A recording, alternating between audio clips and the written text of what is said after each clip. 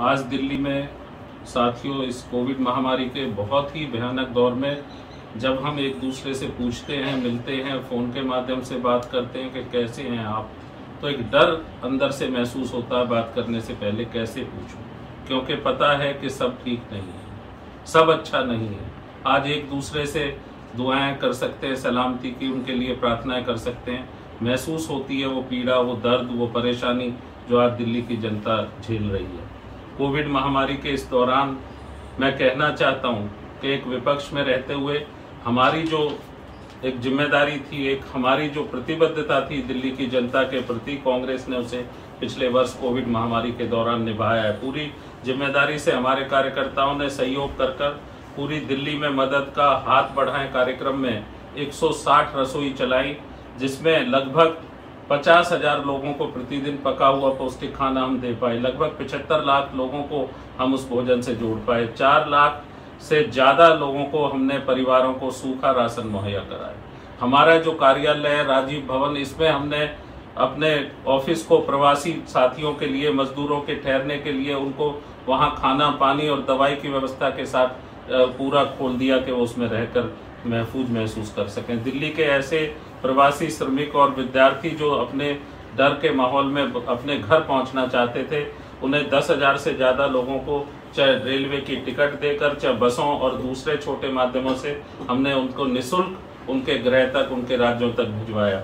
दिल्ली में हमारे साथियों ने मिलकर हर मोहल्ले में दिल्ली में सैनिटाइजेशन का महाअभियान चलाया। 1,000 से ज्यादा जगह हमने मशीनें लगाकर, 4 ट्रैक्टर लगाकर दिल्ली की गलियों को, सड़कों को सैनिटाइज किया, दिल्ली की जनता को राहत देने की कोशिश करी। ऐसे हालात में विशुद्ध राजनीति कर रही है ये सरकार। हम इस सरकार से ये कहना चाहते हैं कि हम दिल्ली के लोगों की पीड़ा में मददगार होना चाहते हैं। हमारी कोई राजनीतिक महत्वाकांक्षा नहीं है। हमने दिल्ली के लिए, कांग्रेस पार्टी ने दिल्ली में आज के भयावह माहौल में, जब दिल्ली में कोविड के मामले पिछले 18 दिनों में लगभग 9 गुना बढ़े हैं, जब मौत का आंकड़ा 22% बढ़ने जैसी स्थिति में है, दिल्ली में हर घंटे 6 से 7 लोग इस कोविड महामारी के चलते दम तोड़ रहे हैं। ऐसे समय में हमने माननीय मुख्यमंत्री से ये निवेदन किया था कि सर्वदलीय बैठक बुलाई जाए। हमारी ये मांग थी कि इन बिगड़ते हालातों में सभी राजनीतिक दलों, सामाजिक संगठनों, एनजीओ की मदद से ज्यादा मरीजों को जल्दी से जल्दी राहत पहुंचाई जाए, ज्यादा से ज्यादा मदद उनको देकर समाज में एक भरोसा और विश्वास पैदा किया जाए। परंतु विडंबना है कि ऐसे कठिन और आपात हालातों में भी दिल्ली के मुख्यमंत्री विशुद्ध राजनीति कर रहे हैं। वो प्रचार प्रसार के माध्यमों से दिल्ली की जनता को बताने की कोशिश कर रहे हैं कि उनकी और उनकी सरकार ने कोविड को 3 बार हराया है। कितना बड़ा असत्य बोल रहे हैं, कितना असत्य बयान ही कर रहे हैं। प्रचार के भूखे झूठी वाही लूटने की कोशिश करने वाली इस सरकार से और इसके मुख्यमंत्री से हम कहना चाहते हैं कि पिछले साल दिल्ली ने इस होली से पहले लगभग 11,000 अपने लोगों को खोया है। उनसे पूछिए, उन परिवारों से पीड़ा पूछिए जिन्होंने अपनों को खोया। 11,000 लोगों को खोकर भी क्या दिल्ली में आंकड़ा कभी 0 हुआ? कोविड का आंकड़ा कभी नगण्य हुआ? जब आप कह रहे हैं कि हमने कोविड महामारी को 3 बार जीता, दिल्ली के लोगों ने आपको इतना सहयोग किया, सरकारों को इतना सहयोग किया, कोविड प्रोटोकॉल को माना, लेकिन दिल्ली में आज छोटा व्यापारी हो, लघु उद्यमी हो, मजदूर हो, असंगठित क्षेत्र के मजदूर हो, जिन्होंने अपना नौकरी छोड़ी है, अपना व्यवसाय गंवाया, अपनी आर्थिक हालात से जूझ रहे हैं। प्रवासी मजदूर किस हालातों में दिल्ली से निकलकर घरों तक पहुंचे थे, उनके पैरों में छाले थे, बच्चों को लेकर इतनी कठिनाइयों के बीच वो पहुंचे थे। आज शर्म आनी चाहिए सरकार को।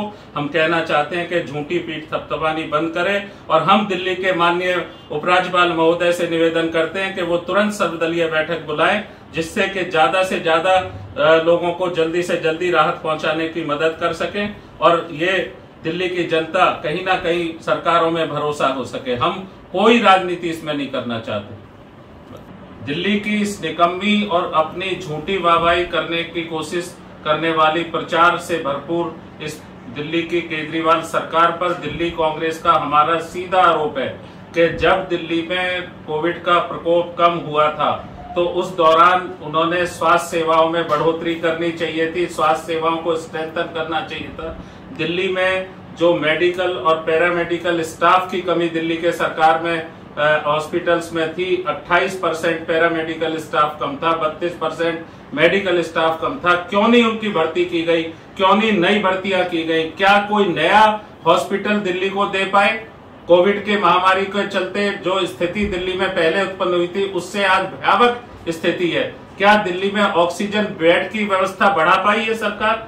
क्या कोई ऑक्सीजन का प्लांट की प्लानिंग करके कोई ऑक्सीजन का प्लांट लगा पाई है सरकार? हम पूछना चाहते हैं सरकार से कि क्या किया इन्होंने, क्या योजना बनाई इन्होंने उस कोविड के महामारी का प्रकोप जब कम था उस समय का क्या उपयोग किया इस सरकार ने? ये सरकार आंख बंद करके सो गई। ये सरकार पूरी तरह अपनी वाहवाही झूठी लूट रही थी कि हमने कोविड को 3 बार हरा दिया। हम पूछना चाहते हैं कि पिछले लॉकडाउन के दौरान जो तकलीफें प्रवासी मजदूरों को, हमारे कर्मचारियों को, रोटी रोजी रोज कमाने वाले लाखों दिल्ली के श्रमिकों को हुई थी, वो आज फिर वहीं खड़े हैं। वही सवाल आज खड़ा है कि क्या उन लोगों की कोई रहने ठहरने की व्यवस्था वैकल्पिक करने की सोची गई?